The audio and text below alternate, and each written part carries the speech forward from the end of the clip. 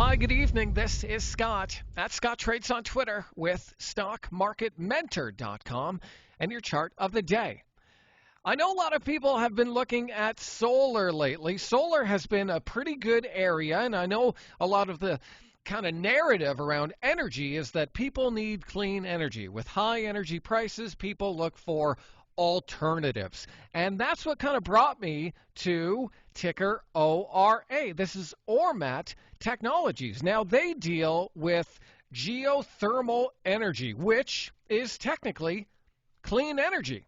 And this stock is in a really nice base. In fact, it's been going sideways here for about a month and a half or so. And so this is definitely one I want to keep an eye on because it's in a nice technical pattern above most of the major moving averages. And as you can see, it's kind of found a home here around the 8 and the 21-day exponential period moving average. So we have clear support right around that 21-day, and we have a clear level of resistance right around that $98 level. So we have resistance here, here, here, here, and we're just kind of underneath. So I'm going to set an alert on ORA right around that $98 level, and I'm going to look for a strong move through that level coming on higher than average volume.